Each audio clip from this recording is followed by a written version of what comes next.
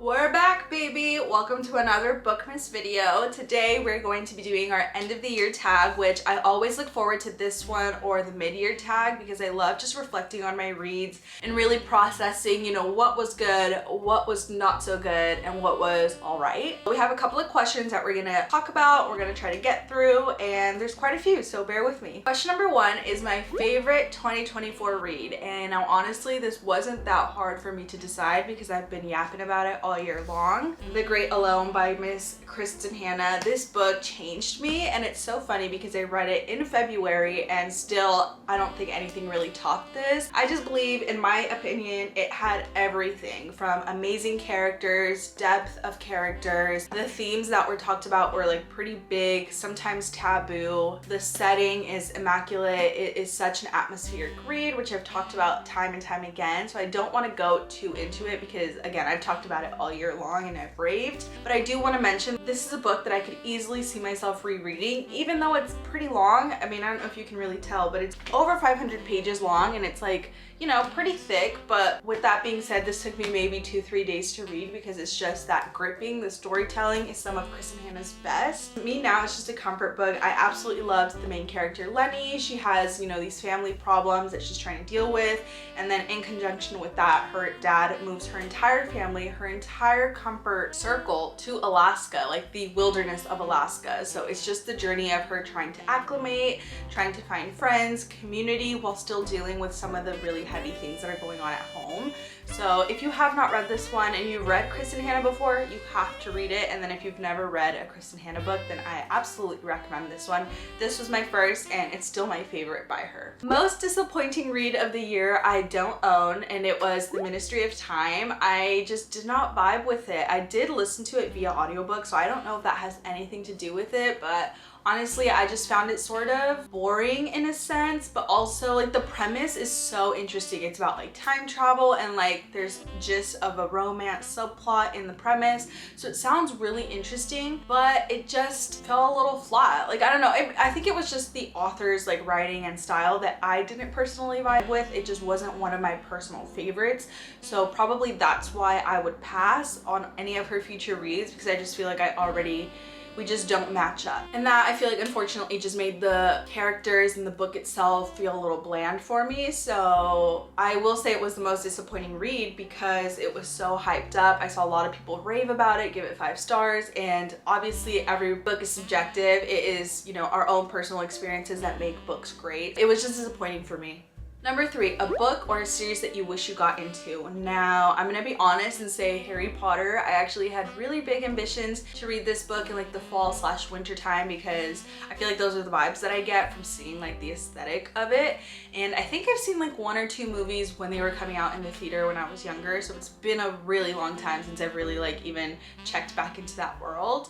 So I wanted to read the entire series this year, but honestly my TBR was just kind of out of control in November, this month, December. I just have so many other books that I want to prioritize, and with that being said, I don't even own the series, so I would have had to borrow it from a friend or check it out from the library, and that just wasn't a priority this year. Maybe next year I'll finally read the series and see what everyone raves about because obviously it's one of the most popular book series in the entire world. That's probably one that I wish I'd gotten time for. What was an overhyped book you read? First Lie Wins by Reese's Book Club, which pains me to say because that is my favorite book club, but I just did not enjoy this book. Okay, I'm not gonna lie, I did enjoy it while I was listening to it. Again, another audiobook. I don't know if that's a similar coincidence or I don't know. I did enjoy it in the moment while I was listening to it, but then in the middle of the book I feel like I got a little lost and I didn't really know what was happening. And then the end kind of was a little rushed from what I can even remember because I'll be honest, I really don't remember much. I just feel like overall it was like maybe a 3-star read when everyone talks about it so highly, and I just read better thriller mystery books. That's all I'm gonna say. A book that surprised you. That is going to The Paradise Problem by Christina Lauren. I actually was really looking forward to this book during the summertime because the cover is beautiful and it's giving the ultimate summer vibes. So I did luckily read it in August, which is primetime summer.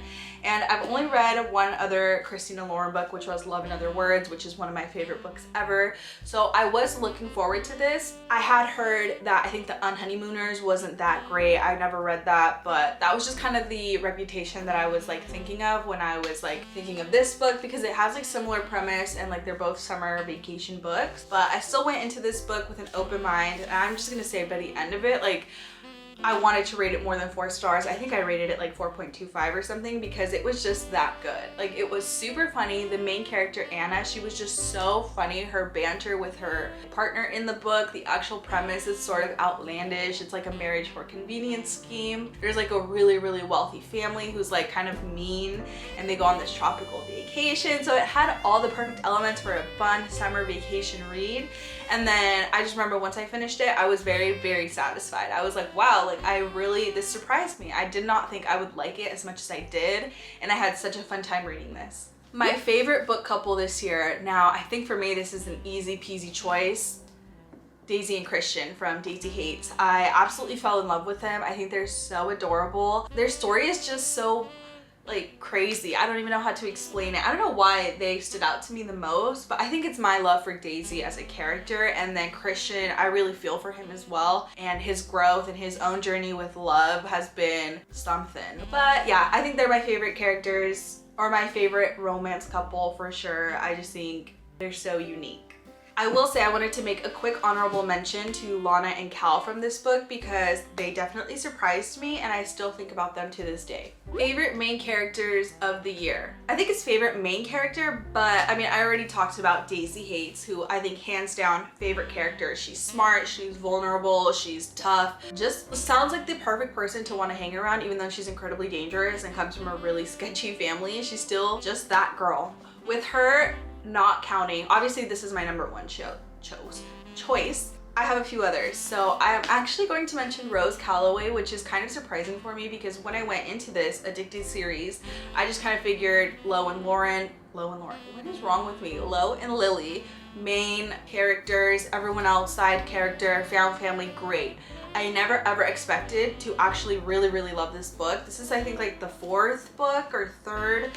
I think it's the 4th book in the Addicted series. And when I went to go pick it up, I was like, oh, I don't really want to read this. Like, I just want to kind of get past it. But let me tell you, this is probably one of my favorite books in the entire series. This couple, Rose Calloway and Connor Cobalt, are probably some of my favorite characters. I was so pleasantly surprised with their story. Rose herself, she's such a badass woman. She's an entrepreneur. She deals with a lot, being the oldest. Well, she's not the oldest, but she's in a way the oldest sister with her younger sisters, if you know what I mean. And the stuff that she's gone through, especially in this book, towards the end of the book, is just crazy. Like, I would have crumbled easily. And she somehow took it in stride. People are scared of her and just respect her because she's such a queen. Yeah, I don't know. I really, really was pleasantly surprised by this book and Rose Calloway herself. And then quickly, third one that I want to mention is this guy, Russ. He definitely surprised me in a good way, because I feel like sometimes the male main characters or the male main love interests are not shed a light on, or they're just not focused on too much.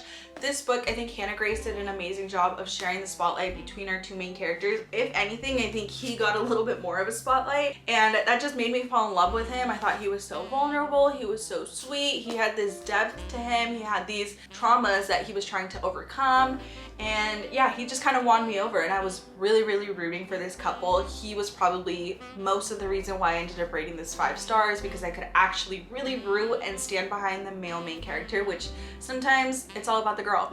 New favorite author you discovered this year. Hands down, easy peasy, Miss Kristen Hanna. I don't know how I went so long without reading any of her books. Like I mentioned, The Great Alone was my first read, then I read Firefly Lane, which was actually recommended to me like probably over 10 years ago by one of my friends in high school, so I don't know why it took me this long to finally read it.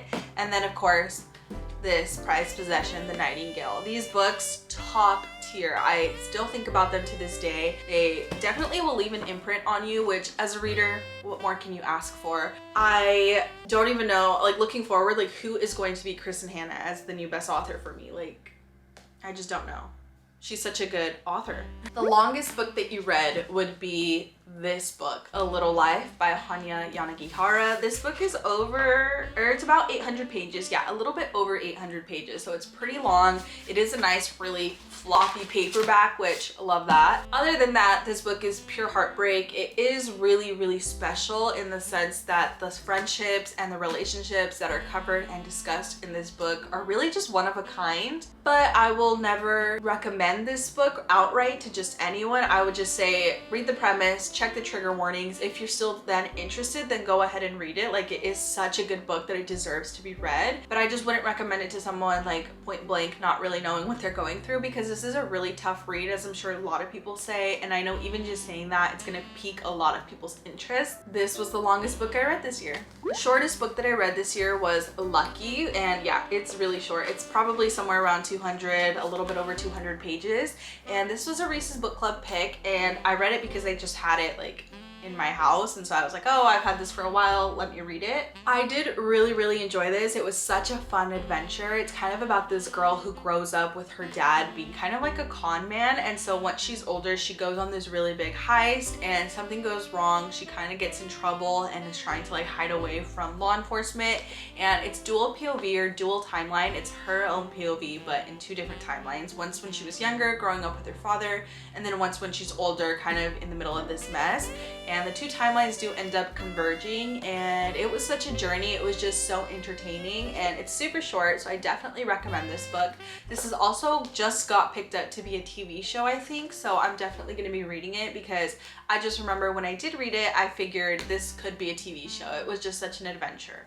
Favorite book covers of the year. I think my absolute favorite would have to go to The Berry Pickers. This was actually another 5-star read for me this year, but I mean, I don't even think I have to say anything. It's pretty self-explanatory. Look at this cover. It's absolutely gorgeous. It screams summer. I think I honestly picked this up because of the cover. Like, it's just so beautiful. This is a historical fiction book and another book that will literally just make you a little bit emotional. I will say, for this being historical fiction, it kept you on your toes the entire time. Whenever in my mind I would even maybe think, oh, this might be slowing down, bam, something new happened. Like, it was another adventure. Great. It was entertaining, and it had a really good story. Debut author, so surprising, but the cover itself, beautiful. I'm also going to mention just the Magnolia Parks universe in general. I did read the first Magnolia Parks book last year, so I don't know if that counts, but the rest of the series I actually just finished up, and they're just so unique. These covers specifically, not the ones with the shoes and the people's feet, but this one or these ones, I think are so beautiful and very unique.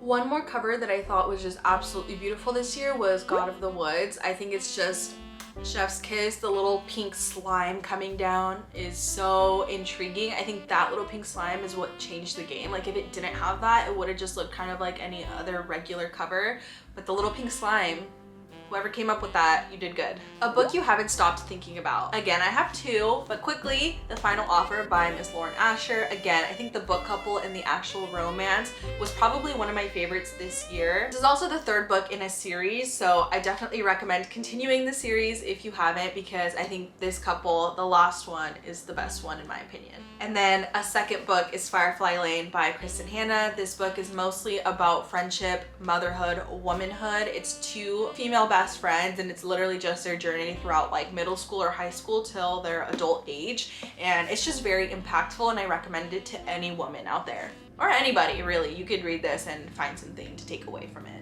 An unpopular book you loved. So I'm gonna go with this one, The Last House on the Street by Diane Chamberlain. I read this earlier this year, rated it 4.75 stars, so it was almost a 5-star read. It's a historical fiction book, and it talks about themes of like race, racism, stuff like that, honestly. So it's a pretty deep read, but I'm gonna recommend it and talk about it for this specific question because in my book community, at least, I don't really see anybody talking about this author. So I kind of discovered her maybe a year or two ago. I read one of her books and I really liked that one, and I can't stop thinking about that one.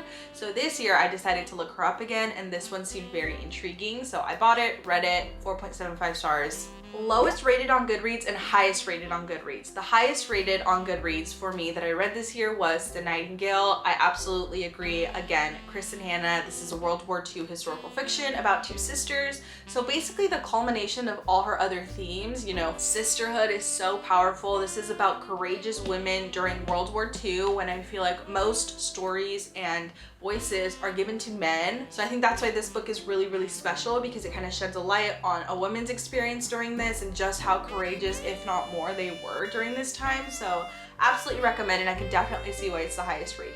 Lowest rated is House in the Pines, another Reese's Book Club book that I read, I think in January. And I would say I don't necessarily full-heartedly agree, because when I read this, I gave it maybe 3.5 stars, maybe. I would recommend it, so I don't see why it's rated so poorly. Maybe I have to go back and look at the Goodreads comments and maybe there was something I missed. But if the premise intrigues you, then I would say read it. It wasn't terrible by any means. Book with the most unique concept. I'm gonna go with this one. I don't even know how to say the title or the cover, the title. What I found most unique about this one was it's kind of just a coming of age story of a woman in her, I think, late teens, early 20s, really kind of settling into her skin and trying to deal with the fallout of becoming a woman, like a full grown age woman. And I know I've been there and it's not easy. So I thought that was really interesting. But it still seems kind of like a not super interesting type of story. For me, it's interesting, but it doesn't seem like it's anything out of like the ordinary. But I thought the book was really unique because within the actual writing of the story, we get like different fonts and text which clearly signify that this is the character's inner monologue, which I thought was really interesting. So it really just kind of read as like a stream of consciousness type of book where we really got to resonate with our character and what she was thinking and feeling. And I just thought that was unique, and I think that's what made this book really stand out to me and probably boosted it up to that 5-star rating. And one more quickly, None of This Is True by Lisa Jewell. This one is kind of a thriller mystery, but it had elements of a podcast script. So again, that different font, it had podcast excerpts in the actual book. So I thought that was really interesting. Last but not least, my Goodreads reading goal reflection and my 2025 reading goal. So I ended up rating 72 books out of 50. My goal this year was 50 books read. I beat that by almost 20, if not more. I'm not done reading yet, so who knows, maybe it'll end up at like 75-ish. And I'm really proud of myself, very happy with that. But looking forward to next year, I think my reading goal is going to be probably the same, because I just don't want to set it at 75 now that I know I can read 75 books in a year and then be completely stressing over that goal and arbitrary number that I'm placing upon myself for a whole year. I think I'm good with 50, and then it just gives me that wiggle room. I can really kind of choose the books that I want to read and take my own pace with things. I don't think I need to turn this into some sort of thing that it's not. I mean, reading is for fun and that's how it should be. I do have a goal. I'll probably have it at 50, maybe 55 if I'm feeling a little crazy, but nothing above 70 or 75, because I, again, don't want to add unnecessary stress to my life. I think having goals is great, but when it comes to reading, like, this is such a special little part of my life and I would not ever want to ruin that. Looking forward, I think maybe 50, 55 books, and probably a goal that I'm gonna have is to read more nonfiction reads. I did have that same goal this year. I tried to read at least one a month. I probably am gonna end up with maybe like 7, which is not that great. Maybe I will institute that same goal next year and try to read more memoirs, because usually those are some of my favorite nonfiction reads, and I think I only read like 2 this year, if that. So definitely recommend some memoirs if you have some, so I can start them and add them to my TBR for next year. But I think that's it for this 2024 tag. Thank you guys for reminiscing on my 2024 reads with me, and I'll catch you guys in the next Bookmas video. Bye!